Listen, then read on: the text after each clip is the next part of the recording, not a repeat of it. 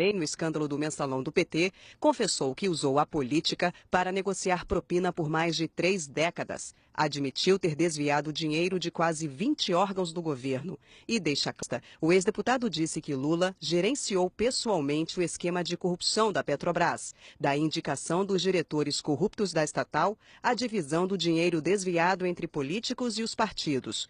E descreve situações em que Lula tratou com caciques do PP sobre a distribuição de propina em contratos na diretoria de abastecimento da Petrobras, comandada por Paulo Roberto Costa. Correia contou que parlamentares do PP se rebelaram contra a invasão do PMDB nos contratos da diretoria. Um grupo foi ao Palácio do Planalto reclamar com Lula. De acordo com Pedro Correia, Lula passou uma descompostura nos deputados. Lula disse que a diretoria era muito grande e que tinha que atender aos outros aliados, pois o orçamento era muito grande e a diretoria era capaz de atender todo mundo. Pedro Correia diz que o presidente Lula tinha conhecimento de que a manutenção do PP na base aliada dependeria da nomeação da diretoria, sabendo que o interesse era financeiro e arrecadatório, pois esta era a base inicial de negociação com o governo.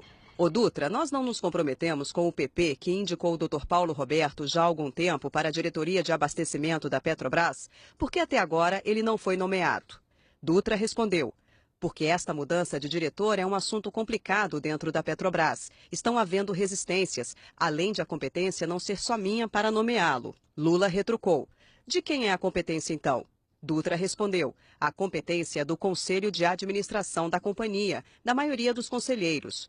E Lula questionou: e quem nomeou a maioria dos conselheiros, Dutra? Dutra respondeu: você, Lula.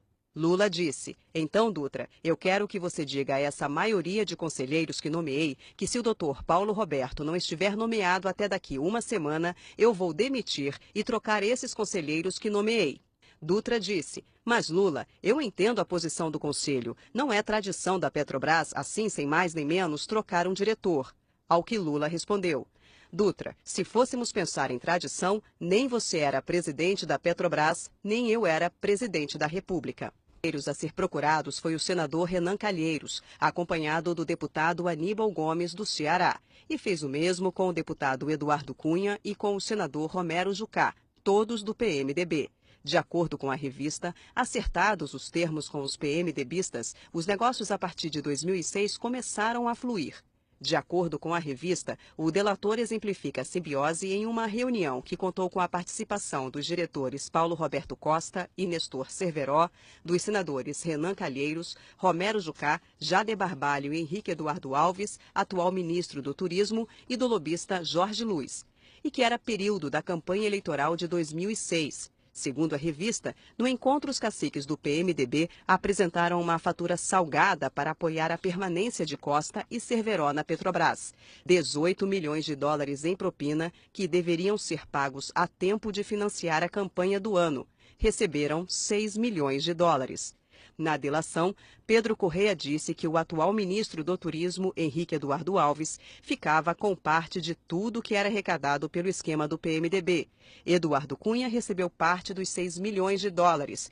E o ex-ministro e atualmente senador Edson Lobão tinha participação nos contratos com as grandes empreiteiras. E que o atual secretário de governo, Gedel Vieira Lima, foi o responsável pela indicação do senador cassado Delcídio do Amaral, que era do PT, para uma diretoria da Petrobras no governo Fernando Henrique Cardoso.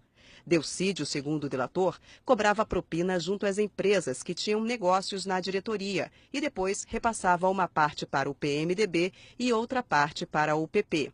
Correia também acrescentou que o laboratório EMS pagava propina para os ex-ministros José Dirceu e Alexandre Padilha, que vantagens também eram cobradas das empresas que se habilitavam a participar do programa Minha Casa Minha Vida, uma das marcas do governo Dilma.